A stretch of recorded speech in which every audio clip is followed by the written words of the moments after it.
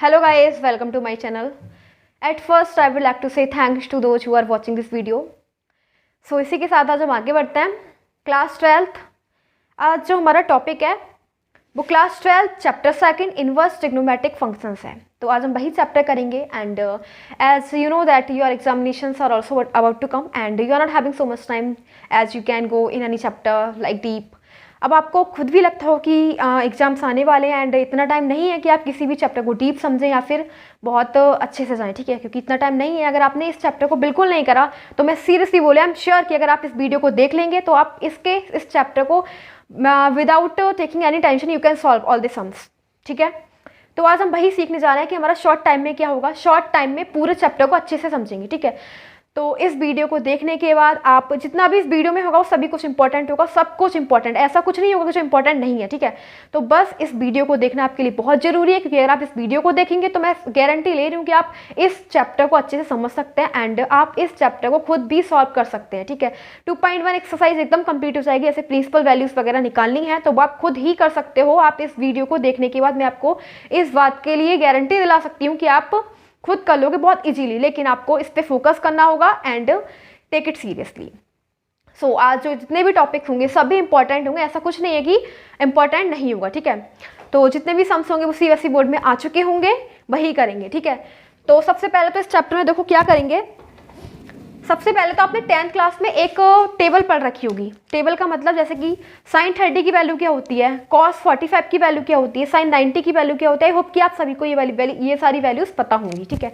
जैसे कि sin 30 की वैल्यू क्या होती है 1/2, cos 45 की वैल्यू क्या होती है 1/√2। तो आई होप कि आपको ये तो सब 10th क्लास की बातें तो पता ही होंगी, ठीक है। तो इसमें कुछ नहीं है, ये आपको पता होंगी। एंड अब देखो दूसरी बात, जैसे कि हमें क्या दे रखा है, कोई एंगल दे रखा है 30 डिग्री, ठीक है। 30 डिग्री का एंगल दे रखा है एंड हमें किसे चेंज करना है, इसे पाई में चेंज करना है, ठीक है। किस में चेंज करना है, पाई में। तो देखो क्या करेंगे, 30 × π/180 से इसकी मल्टीप्लाई कर देंगे। क्या करेंगे, अगर कोई एंगल दे रखा होगा एंड आपको उसे किस में लिखना है, पाई में, ठीक है। तो क्या करेंगे 30 जिस कोई भी एंगल दे रखा हो उसकी मल्टीप्लाई किससे कर देंगे, π/180 से, ठीक है। तो ये कितना हो जाएगा π/6। ऐसे ही हमारे पास 45 डिग्री दे रखा हो कोई भी एंगल, इसे हमें किस में चेंज करना होगा, पाई में। तो क्या करेंगे 45 × π/180, तो ये कितना हो जाएगा 4, π/4। तो आपको इतना समझ में आ गया होगा किसी भी एंगल को पाई में चेंज कैसे करते हैं, बस π/180 से मल्टीप्लाई कर देते हैं, सिंपल। तो बस ये हो गया, ठीक है। अब देखो नेक्स्ट सीखेंगे। हमारा मोटिव यही है कि आप शॉर्ट टाइम में सब कुछ सीख लें इस चैप्टर के बारे में एंड इस चैप्टर को आप रटना ना पड़े, आपको जितने भी क्वेश्चन है आप खुद ही सॉल्व कर लें। आपको इतना अच्छे से आ जाए चैप्टर कि आप खुद ही एबल हो जाएं ऐसे करने के लिए, ठीक है। आपको ये जरूरत ना पड़े कि क्या इंपॉर्टेंट है, क्या अलग जाना है, ठीक है। तो ऐसा कुछ नहीं है। तो पहले हमने ये सीखे एंड देन फिर अब नेक्स्ट चलते हैं। अब देखो गाइस, आपने एक मतलब जितना भी इस चैप्टर में आ रहा है वही इंपॉर्टेंट बताया जा रहा है, ठीक है। इसका बेसिक है इस चैप्टर का। अब देखो ये हमारे पास एक रूल है, स्टक का रूल बोलते हैं, ठीक है। इसे यहाँ पे आता है ए, यहाँ पे एस, यहाँ पे टी, यहाँ पे सी, ये सभी इंपॉर्टेंट है आपके लिए। ये जो चैप्टर जो मैं अभी बेसिक बता रही हूँ वो सभी सम्स में इंपॉर्टेंट लगने वाला है, ठीक है। वो अप्लाई होगा, आपको ये समझना जरूरी है। यहाँ पे ए एस टी सी, इसका मतलब यहाँ पे होता है 90 - थीटा, यहाँ पे 180 - थीटा, यहाँ पे 270 - थीटा एंड यहाँ पे होता है 360 - थीटा। अब देखो क्या करेंगे, यहाँ पे 90 - थीटा है तो ये यहाँ पे पहुँच के क्या हो जाएगा 90 + थीटा। ये 180 - थीटा है, इसमें आएगा, इसे बोलेंगे 180 + थीटा। ये 270 - थीटा इधर आके 270 + थीटा। ये 360 - थीटा इधर आके 360 - थीटा। ये क्वाड्रेंट है, ठीक है। क्या है, ये क्वाड्रेंट है। ये फर्स्ट क्वाड्रेंट है, ये सेकंड क्वाड्रेंट है, ये थर्ड क्वाड्रेंट है, ये फोर्थ क्वाड्रेंट है। इतना समझे, ये पूरा क्वाड्रेंट है। ये फर्स्ट क्वाड्रेंट, ये सेकंड क्वाड्रेंट, ये थर्ड क्वाड्रेंट एंड ये फोर्थ क्वाड्रेंट। अब गाइस देखो इसका मतलब क्या होता है, ए का मतलब होता है कि इसमें ऑल पॉजिटिव। क्या मतलब, ऑल पॉजिटिव। इसका मतलब एस मतलब साइन पॉजिटिव, ठीक है। मैं यहाँ पे लिख देती हूँ, इसका मतलब फर्स्ट क्वाड्रेंट में ऑल पॉजिटिव, ऑल पॉजिटिव। इसका मतलब सेकंड क्वाड्रेंट में केवल sine positive, sine positive. Third quadrant में आपको क्या दिख रहा है, tan, tan positive. Fourth quadrant में क्या दिख रहा है, सी, मतलब कॉस पॉजिटिव। ठीक है, इतना समझ में आ गया। ये हमारा क्वाड्रेंट है, फोर्थ क्वाड्रेंट है, इसमें मैंने आपको बता दिया ASTC का मतलब क्या है। अब देखो इस क्वाड्रेंट को मैंने समझा तो दिया, लेकिन ये अप्लाई कैसे होगा, आपको कैसे पता कि हम इसका मतलब क्या, मैं क्यों समझा रही हूँ आपको। देखो जैसे कि हमारे पास है ये sine 90 minus theta, sine 90 minus theta है। ठीक है, साइन 90 नहीं लेंगे, वो आपको भी बाद में बताएंगे। 180 माइनस थीटा ले रहे हैं, क्या ले रहे हैं, साइन 180 माइनस थीटा। गई से एक बात बताओ यहाँ पे साइन 180 माइनस थीटा क्या हो जाएगा, देखो ये कौन से क्वाड्रेंट में आ रहा है, 180 माइनस थीटा को चेक करो, ये कौन से क्वाड्रेंट में है, 180 माइनस थीटा कौन से क्वाड्रेंट में, सेकंड क्वाड्रेंट में। कौन से में है, सेकंड में। सेकंड में क्या बोला है, साइन पॉजिटिव, तो मतलब ये क्या हो जाएगा, साइन थीटा, और वो भी पॉजिटिव का। ठीक है, अब मैं लेती हूँ साइन लेते हैं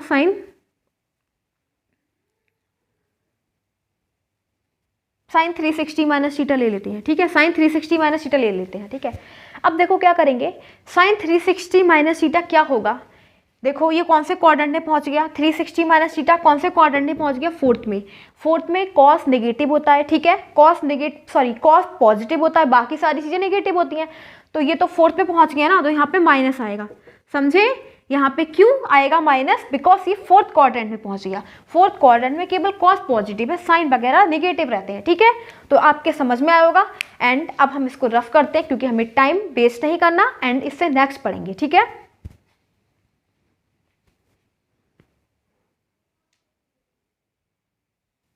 अब देखो नेक्स्ट क्या है, दो एंगल होते हैं, एक 90 और एक 270।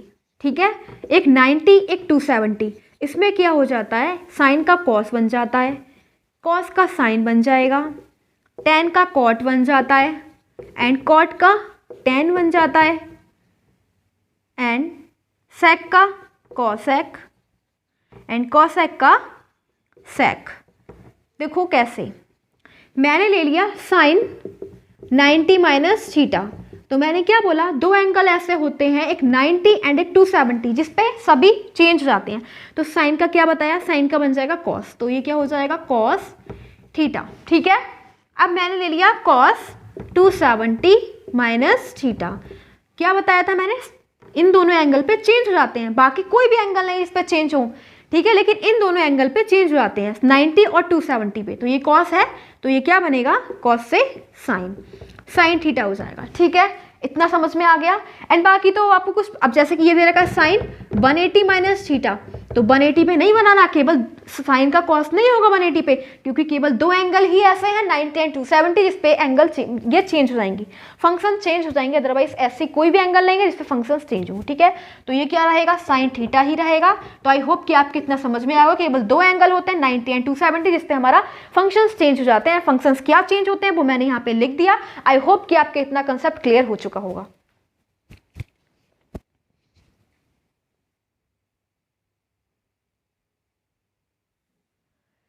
अब देखो इनवर्स फंक्शन की बात करते हैं, ये भी बहुत इंपॉर्टेंट है, ये सारा बेसिक बहुत इंपॉर्टेंट है, आपको सब समझना है। ठीक है, अगर आप नहीं समझेंगे, अगर आप सोचेंगे कि ये वाले समकलन है, ये वाले समकलन, तो आपके नहीं समझ में आएगा। ये बेसिक है, आपको समझना पड़ेगा। अगर आप बेसिक समझ गए तो आपको कहीं और जाने की जरूरत नहीं पड़ेगी, आपके दिमाग में फिट हो जाएगा कि ये सम ऐसे करना है। ठीक है, तो कंसेप्ट तो क्लियर होने चाहिए, तभी आप किसी भी सम्स को अच्छे से सॉल्व कर सकते हो। सॉल्व ही नहीं कर सकते अगर आपके कंसेप्ट क्लियर नहीं है। So it's very important to do all the concept clear. तो देखो इन्वर्स फंक्शन कैसे हो जाएंगे, जैसे साइन इन्वर्स एक्स है, कॉस इन्वर्स एक्स है,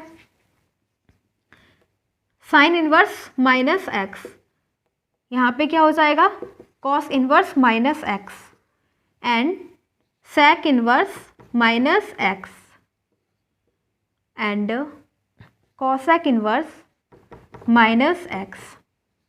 fifth tan inverse minus x, six cot inverse minus x. क्या हो जाएगा, ये sine inverse minus x, guys यही रहेगा, माइनस आगे आ जाएगा इसमें। ठीक है, क्या हो जाएगा, माइनस आगे आ जाएगा। समझ में आ गई इतनी बात, साइन में minus, sign inverse minus theta क्या हो जाएगा, माइनस आगे आ जाएगा। लेकिन अगर हम कॉस की बात करें तो कॉस में ऐसा नहीं होगा, क्योंकि कॉस में पाई आगे आ जाएगा, pi minus cos inverse x. ठीक है, अब सेक की बात करें तो इसमें भी क्या हो जाएगा, पाई आगे आ जाएगा, pi minus cos inverse x. But cosec में क्या हो जाएगा, माइनस आगे आ जाएगा, तो ये हो जाएगा minus cosec inverse x. Ten में भी माइनस आगे आ जाएगा, माइनस टेन इनवर्स एक्स। लेकिन पाई कॉट में नहीं आएगा, कॉट में भी यही हो जाएगा, pi minus cot inverse x. तो वो 3 फंक्शंस हैं जिसमें ऐसा नहीं होगा, वो है cos inverse x, sec inverse x and cot inverse x. इसमें माइनस साइन बाहर नहीं आएगा, पाई के साथ आएगा। ठीक है, पाई आगे आ जाएगा, तो pi minus cos inverse x, pi minus sec inverse x, ये है sec inverse x and pi minus cot inverse x. ठीक है, इतना समझ में आया? इतनी तो याद की समझने की यह बात है, इसमें तो याद ही करना है।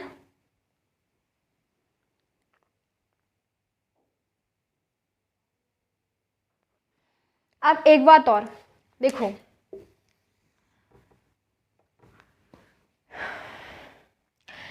ये लिखा है tan इनवर्स x। क्या है tan इनवर्स x?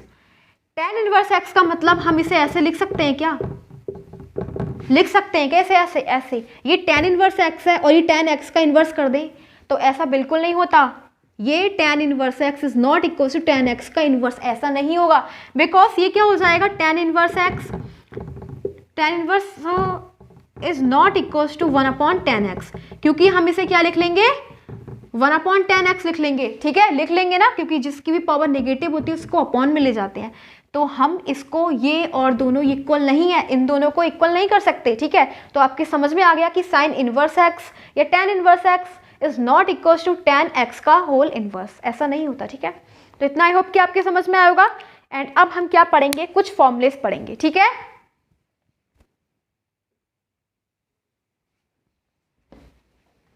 तो इसको रफ कर देते हैं। अब देखो, ये जो मैं कराऊंगी ये बहुत इंपॉर्टेंट है। आप जो अभी आप ये वाला चैप्टर करेंगे ना, तो इसमें अगर आपको ये याद नहीं है, तो सीरियसली बोल रही हूँ, आप इस चैप्टर को नहीं कर सकते। तो ये बहुत इंपॉर्टेंट मैं कराने जा रही हूँ, it's very important to do. तो आपको बहुत जरूरी कि आप ये समझें एंड याद करें। ठीक है, तो यहाँ पे क्या है, फंक्शंस एंड ये डोमेन एंड यहाँ पे लिखेंगे रेंज। ये कुछ नहीं है, बस आपको याद करना है। ठीक है, तो यहाँ पे लिखेंगे साइन इनवर्स एक्स, ये कॉस इनवर्स एक्स, इधर tan इनवर्स एक्स एंड इधर cot inverse x. 5th function sec inverse x, 6th function cosec inverse x. देखो फंक्शंस तो हमने सारे नोट कर लिए। ठीक है, अब इसकी जानेंगे डोमेन क्या होती है एंड रेंज क्या जाती है। अगर आपने ये समझ लिया डोमेन एंड रेंज क्या होती है, तो आप 2.1 एक्सरसाइज एकदम कंप्लीट कर लेंगे। ठीक है, फिर आपको ये जरूरत बिल्कुल जाके एग्जाम में एकदम से कर लेंगे, आपको बहुत जरूरी ये समझ लें। ठीक है, तो साइन इनवर्स एक्स की डोमेन क्या होती है, वो होती है -1, क्या होती है, -1, एंड ये क्या है, क्लोज्ड इंटरवल। ठीक है, क्या है, क्लोज इंटरवल का मतलब कि -1 भी इसमें इंक्लूड है एंड 1 भी इसमें इंक्लूड है। ठीक है, -1 से 1 एंड इन दोनों, ये दोनों इंक्लूड है। अब कॉस इनवर्स एक्स की भी क्लोज इंटरवल -1, tan इनवर्स की रियल नंबर, जितने भी नंबर रियल नंबर। ठीक है, कॉट इनवर्स एक्स ये भी रियल नंबर। ठीक है, अब आता है सेक इनवर्स एक्स, ये रियल नंबर आते हैं एंड इसकी हो जाएगी -1, रियल नंबर सारे, जितने भी नंबर सारे इसी में आएंगे डोमेन में, लेकिन -1 और 1 इसमें नहीं बिलोंग करेंगे। ठीक है, अब कॉसेक इनवर्स एक्स की सेम, कॉसेक इनवर्स में जितने भी रियल नंबर होते हैं सारे, लेकिन -1, को छोड़ के, एक्सेप्ट -1, जितने भी रियल नंबर होते हैं ये सभी कॉसेक एंड सेक की डोमेन होते हैं। अब हम रेंज लिख लेते हैं। ठीक है, रेंज लिखेंगे, साइन इनवर्स एक्स की क्या होती है, क्लोज इंटरवल -π/2 से π/2। ठीक है, ये देख लो -1 किसकी वैल्यू होती है साइन में। ठीक है, तो -1 से लेके 1 तो π/2 हो जाएगा, -π/2 से π/2। अब कॉस इनवर्स एक्स की रेंज क्या होती है, कॉस इनवर्स एक्स की जो रेंज होती है वो होती है 0, π। ठीक है, क्लोज इंटरवल। अब आता है tan इनवर्स एक्स, तो tan इनवर्स एक्स की होती है -π/2, π/2। अब आता है कॉट इनवर्स, तो कॉट इनवर्स की होती है 0, π। ठीक है, अब क्या आएगा, सेक, तो sec में आएगा 0, पाई, वो भी क्लोज इंटरवल, लेकिन इसके अंदर -π/2, मतलब यहाँ से 0 से लेके पाई, बट -π/2 नहीं आएगा इसमें, ठीक है। अब कॉसेक इनवर्स एक्स, तो ये क्या हो जाएगा, इसकी रेंज क्या होती है, इसकी रेंज होती है -π/2 से π/2, लेकिन वो भी क्लोज इंटरवल, मतलब ये दोनों इंक्लूड हैं दोनों, लेकिन 0 नहीं आएगा इसमें। इतनी समझ में आ गया। ये हमारे, देखो मैं आप फिर से बोल रही हूँ, बहुत इंपॉर्टेंट है। अगर आपने ये याद कर लिए तो आप, मैं सच बोल रही हूँ कि आप इस चैप्टर में सब कुछ याद कर लेंगे, ठीक है। तो आपको मतलब आप इसके क्वेश्चन सारे अपने आप सॉल्व कर लेंगे, तो बहुत इंपॉर्टेंट है इस चैप्टर में, आप इसे याद कर लें। इसकी ये फंक्शंस दे रखे, ये डोमेन है, रेंज, अभी आपको खुद पता लग जाएगा कि कहाँ पे नेसेसरी है, इनकी कहाँ पे यूज हो रहे हैं। So it's very important to learn.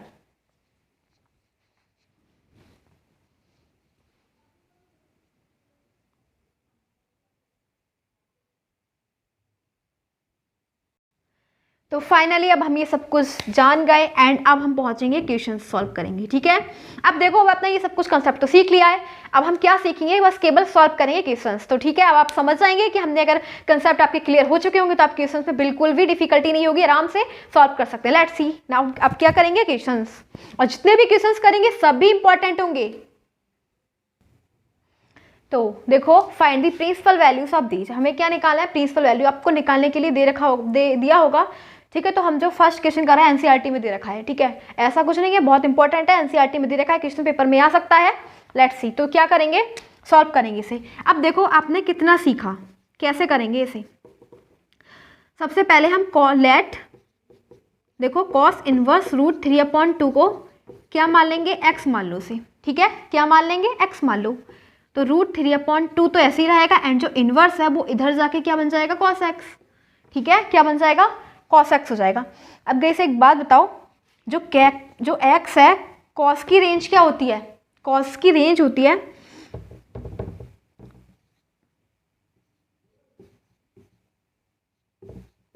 ठीक है, कॉस की रेंज, यानी कि जहाँ पे एक्स है, एक्स क्या है, वो 0 और 0 से ग्रेटर या फिर 0 के इक्वल, 0 एक्स इज इक्वल और ग्रेटर देन 0 एंड इक्वल और लेस देन पाई, ठीक है। इसका मतलब यह है कि जो x है वो क्या है, वो 0 से बड़ा या 0 के इक्वल एंड पाई से छोटा या फिर पाई के इक्वल है, ठीक है। तो अब ये क्या है, √3/2 है। √3/2 किसकी वैल्यू होती है कॉस में। अब देखो, मैंने अभी आपको क्या बोला था कि आपको ये सारी वैल्यूज लर्न होनी चाहिए कि cos 60 की वैल्यू क्या होती है, cos 30 की वैल्यू क्या होती है। देखो भाई, यूज हो रहा है, मैंने आपको पहले ही बोल दिया था, मैं जितनी बात बताऊंगी सभी इंपॉर्टेंट है, सभी हमारे कंसेप्ट हैं, वैसे कंसेप्ट हैं इस चैप्टर के। तो अगर आपको यही नहीं आते होंगे तो आप इस चैप्टर को नहीं समझ सकते, तो इतना टफ नहीं है। अगर आपको ये बेसिक कंसेप्ट क्लियर हो जाएंगे तो आराम से कर सकते हैं। अभी तो बहुत सिंपल है, 10th में ही सीखा हुआ कि √3/2 किसकी वैल्यू होती है कॉस में, ठीक है। तो किसकी वैल्यू होती है, 30 की, किसकी होती है, cos 30। तो क्या बोलेंगे इसे, π/6 = cos 6। अब हम एक काम करेंगे, cos से cos कट कर देंगे, लेकिन कब करेंगे, जब ये जो है हमारा π/6 इसमें बिलोंग करेगा, ठीक है। π/6 का मतलब क्या हो गया, 30। अब बताओ 30 क्या है, 0 से बड़ा है, ठीक है, क्या है जो हमारा फंक्शन ये होना चाहिए, 0 से तो बड़ा है, ठीक है, और क्या है 180 से छोटा। तो ऐसे केस अगर हमारा बन रहा है, इसकी रेंज चेक कर लो, रेंज, कॉस की रेंज चेक करो। रेंज से बहुत मतलब होता है, अगर आपको रेंज लर्न नहीं है तो आप नहीं कर सकते ना, रेंज यूज हो रही है ना, जो हमारा एक्स है, मैंने अभी आपको रेंज लिखी थी वही यूज हो रही है। तो हमारी कॉस एक्स की रेंज क्या होती है कि उसमें जो एक्स है वो क्या होना चाहिए, 0 से बड़ा या फिर 0 के इक्वल। तो क्या है, 0 से बड़ा है, ठीक है, और 180 से छोटा या 180 के इक्वल। तो 180 से छोटा है, तो क्या है, 30 है, तो बिल्कुल ठीक है। अब ये कॉस से कॉस फिनिश हो गया, ठीक है, क्या हो जाएगा, कॉस से कॉस फिनिश, एंड क्या बचेगा, x = π/6। तो बस यही है हमारा आंसर इसका। तो आई होप कि आपके समझ में आया होगा, आपके समझ में आया, ठीक है, समझ में तो आया होगा। अगर आपको मेरी बातें ध्यान से सुनी होंगी, कंसेप्ट क्लियर हो चुके, तो अब आपको देखो ये सम कर लिया आपने, समझ लो सारे सम बहुत आराम से कर लोगे। अब कुछ भी नहीं है इसके अंदर, कंसेप्ट क्लियर हो गया ना, अब कुछ भी नहीं है इस चैप्टर के अंदर। अब आप प्रिंसिपल वैल्यूज इजीली फाइंड कर सकते हो। अभी मैं और सम्स लेते हैं, और सम लेते हैं, ठीक है, ये इजी सम था, बाकी भी ऐसा ही है, सारे सम्स इतने टफ नहीं है। अब देखो, हमें इसकी प्रिंसिपल वैल्यू फाइंड करनी है, एंड गाइस ये जो सम है वो सीबीएसई बोर्ड में आ चुका है, ठीक है, ये सीबीएसई बोर्ड में आ चुका है। तो देखो क्या करेंगे, लेट, पहले तो हम इसे क्या कर लेंगे, इसे x के इक्वल कंसीडर कर लेंगे, ठीक है। क्या करेंगे, इसे एक्स से कंसीडर कर लेंगे। इसकी रेंज क्या होती है साइन की, साइन की रेंज होती है -π/2, ठीक है, ये होती है। यानी कि यहाँ पे जो x है वो क्या है, वो -π/2 के इक्वल या फिर -π/2 से क्या है, बड़ा, एंड बट π/2 से छोटा और π/2 के इक्वल है। समझ में आ गया, π/2 मतलब -90 से 90। तो देखो क्या करेंगे, यहाँ पे -√3/2, तो साइन इनवर्स को इधर ले जाएंगे, ठीक है, ये साइन x बन जाएगा। अब ये किसकी वैल्यू है, -3/2, यहाँ पे लिख दो साइन, एंड √3/2 वैल्यू किसकी हो जाती है, साइन 60 की, ठीक है, क्या होती है, साइन 60 की, तो -π/3, -π/3 इक्वल्स टू साइन एक्स। अब देखो मैं साइन से साइन काट दूंगी, लेकिन तब काटूंगी जब ये जो है x वो इसमें बिलोंग करेगा।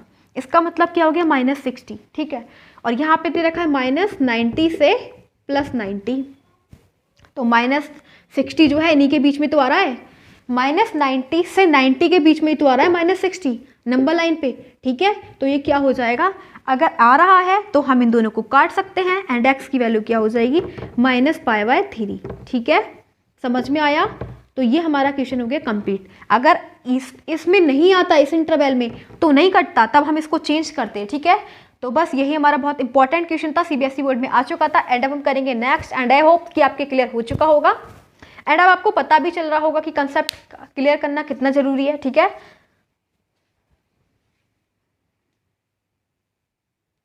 अब हमारे पास क्वेश्चन नंबर 3 है, एंड ये थोड़ा डिफरेंट है। देखो इसके अंदर क्या आ गया, कॉस इनवर्स, क्या आ गया, कॉस इनवर्स -1/√2। पहले तो हम इसे क्या करेंगे, कॉस इनवर्स -1/√2 को किसके इक्वल कर लेंगे, x के, एंड इसकी रेंज क्या होती है, 0 to π, ठीक है, तो 0,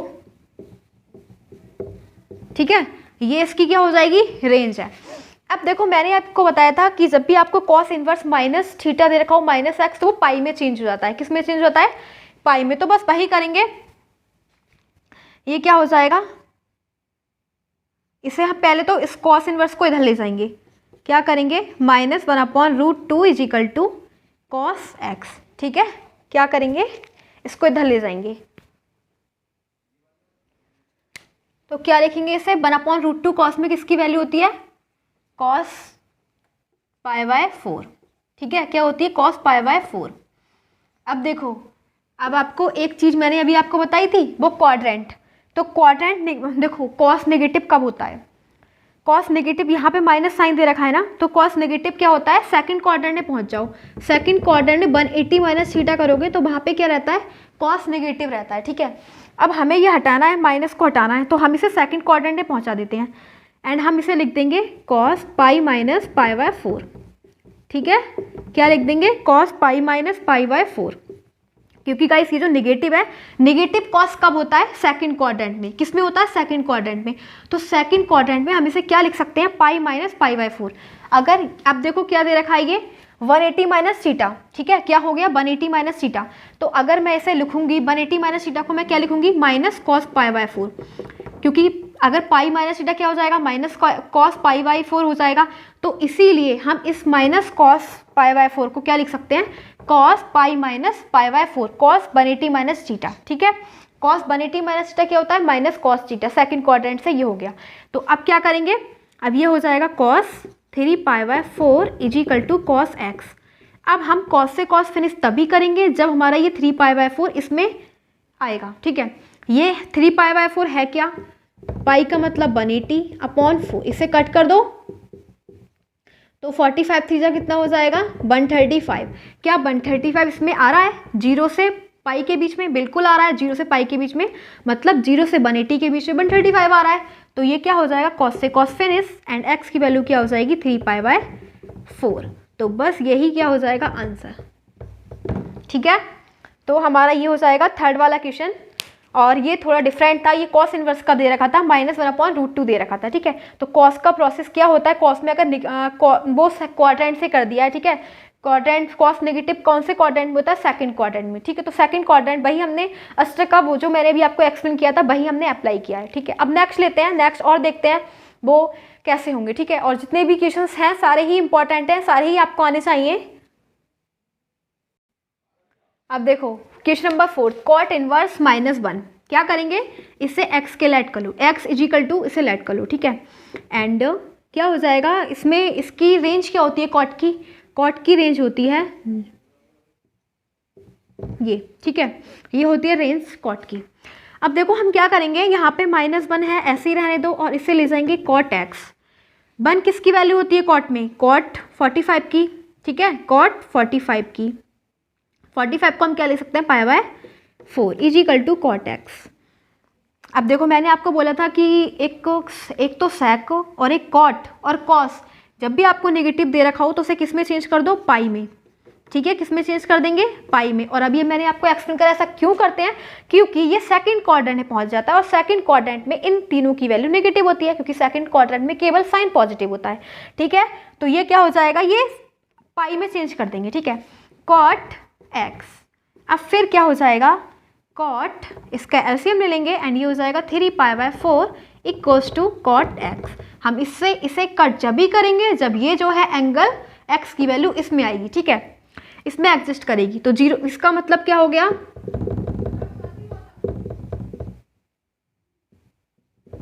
135, 0 से लेके 180 तक के बीच में 135 आ रहा है, ठीक है। 135 जो है वो इस लिमिट में, इसी रेंज में है, तो ये दोनों एक दूसरे को कट कर देंगे एंड x की वैल्यू क्या हो जाएगी, 3π/4। तो गाइस देखो अब आपको इसमें कुछ भी नहीं है, आपने प्रिंसिपल वैल्यूज निकालनी आपको आ ही गई होंगी, कैसे निकालते हैं समझ में आ गया होगा, ठीक है। एंड अभी इसका एक आध क्वेश्चन और सॉल्व करते हैं, इसमें कुछ नहीं है, केवल प्रिंसिपल वैल्यूज निकालनी थी एंड जो कि हम समझ चुके हैं। अब देखो नेक्स्ट क्वेश्चन हमारे पास दे रखा है ये, tan inverse 1 plus cos inverse -1/2 plus sine inverse -1/2 solve करेंगे एंड क्या लिखेंगे,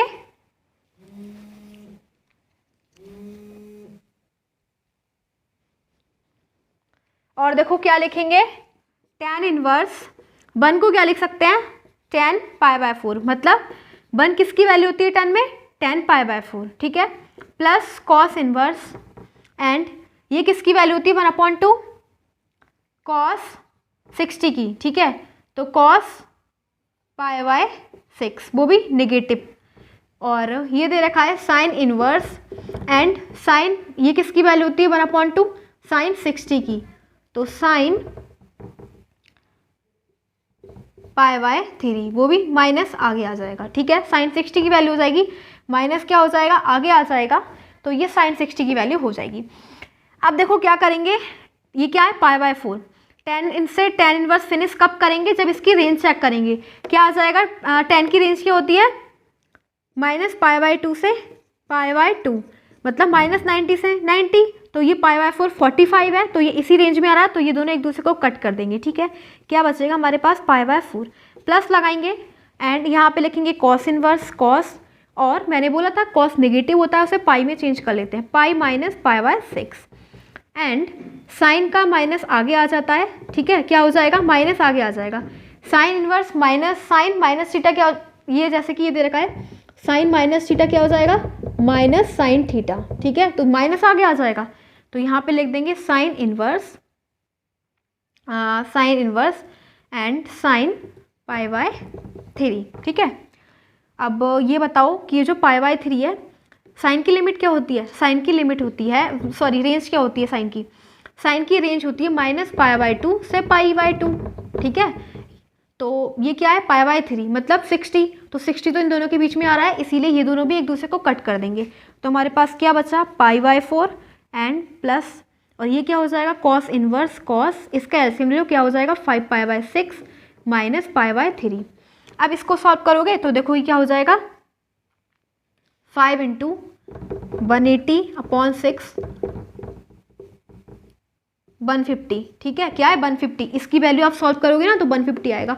अब मुझे बताओ जरा 150 किस में आ रहा है, इसकी कॉस की रेंज क्या होती है, 0 to π, ठीक है, तो इन्हीं के रेंज में आ रहा है, 0 से लेके पाई 150 आ रहा है, तो ये दोनों भी एक दूसरे को कट एंड इसको रफ कर देते हैं। एंड गाइस अब देखो इसमें आप कोई भी सम कर सकते हैं, अब आपको इसमें कोई प्रॉब्लम नहीं है, अब आपके कंसेप्ट क्लियर हो चुके हैं, ठीक है। तो अब आपको कोई ये बहुत ही इजी लगने लगा होगा, क्योंकि अब आपको कंसेप्ट तो क्लियर हो ही गए होंगे। π/4 प्लस 5π/6 माइनस π/3, सिंपल इसका एलसीएम ले लेंगे। ठीक है, क्या हो जाएगा 12 आ जाएगा इसका एलसीएम।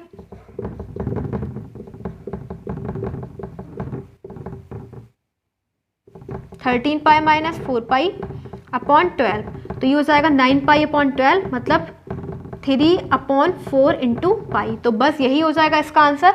एंड अब आपकी समझ में आया होगा। एंड फिर एक और करेंगे नेक्स्ट। तो हमारे पास एक ये क्वेश्चन दे रखा है, इसको सॉल्व करेंगे। इसमें क्या करेंगे, साइन 3π/5 इजिकल टू, इसे x के इक्वल कंसीडर कर लेंगे। ठीक है, x के इक्वल, और x साइन की रेंज क्या होती है, इसकी होती है -π/2 इज लेस और equals to x is less और इक्वल्स टू π/2। ठीक है, ये होती है इसकी रेंज। अब ये क्या हो जाएगा, साइन 3π/5 हो जाएगा, और ये जो साइन इनवर्स है उसे इधर ले जाएंगे, साइन x हो जाएगा। ठीक है, अब हम ये साइन से साइन कट कर देंगे, लेकिन कब, जब ये है ये यहाँ पे बिलोंग करेगा। इसका मतलब हो गया -90 से 90, साइन की रेंज -90 से 90, और इसका मतलब क्या हो गया, इसे सॉल्व करो, 3 × 180/5, मतलब 36 3 जा 108।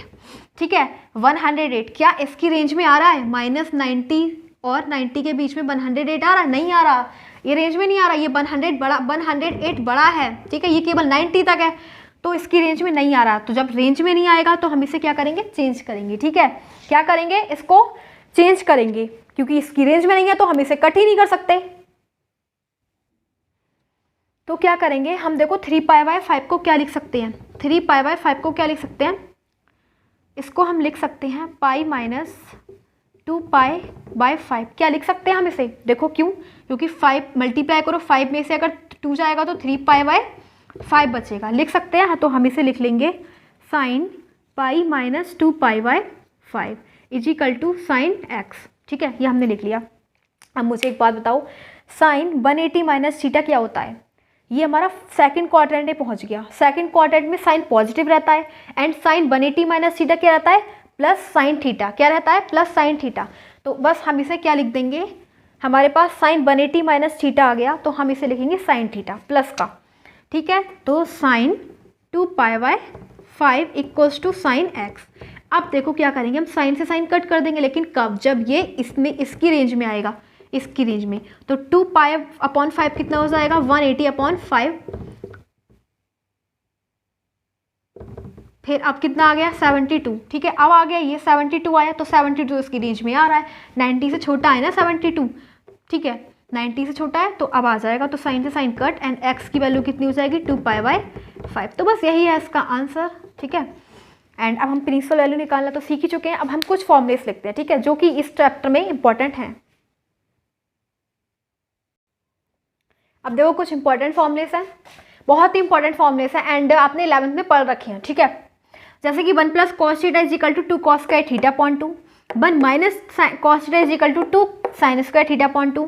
आपको अगर माइनस यहाँ पे दे रखा होगा तो आपको ये अप्लाई करना है, प्लस दे रखा होगा तो ये अप्लाई करना है। sin theta is equal to 2 sin theta upon 2 into cos theta upon 2। 1 + sin theta is equal to sin theta upon 2 plus cos theta upon 2 का होल स्क्वायर। 1 - sin थीटा में क्या हो जाएगा, cos theta minus sin theta upon का whole square upon 2। इस फॉर्मूले को हम ये भी लिख सकते हैं, cos theta plus sin theta का होल स्क्वायर।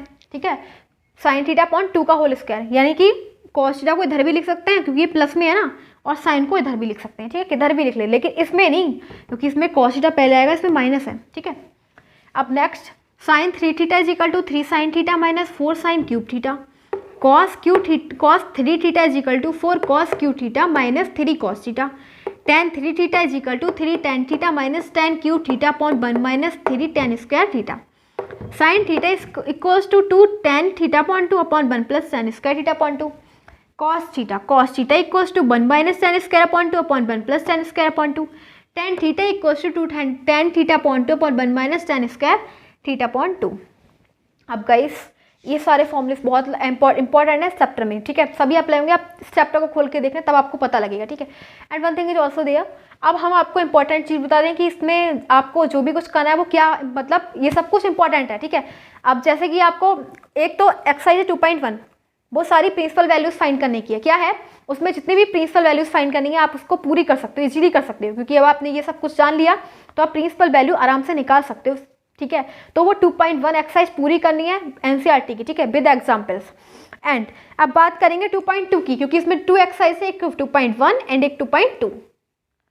अब देखो बाकी आपको इसमें इंपॉर्टेंट क्या है, वैसे तो सभी कुछ करना है, ठीक है, लेकिन अब वो आप फर्स्ट एक्सरसाइज तो आप कंप्लीट कर सकते हो विदाउट, बस केवल 2.1 एक्सरसाइज कंप्लीट करनी, क्योंकि प्रिंसिपल वैल्यूज़ के आपने कंसेप्ट कर लिए हैं तो वो आपको इजीली हो जाएगी। ठीक है, एंड बाकी जितने भी फॉर्मुलेस वगैरह करें उससे नेक्स्ट एक्सरसाइज भी सॉल्व हो जाएगी। ठीक है, तो सेकंड एक्सरसाइज में आप 2.2 में क्वेश्चन नंबर 16, 17, 19, 20 एंड 21 और उससे बाकी और सॉल्व करना। ठीक है, अब मिसलेनियस में क्या इंपॉर्टेंट है, फर्स्ट, सेकंड, फोर्थ, 8, 12।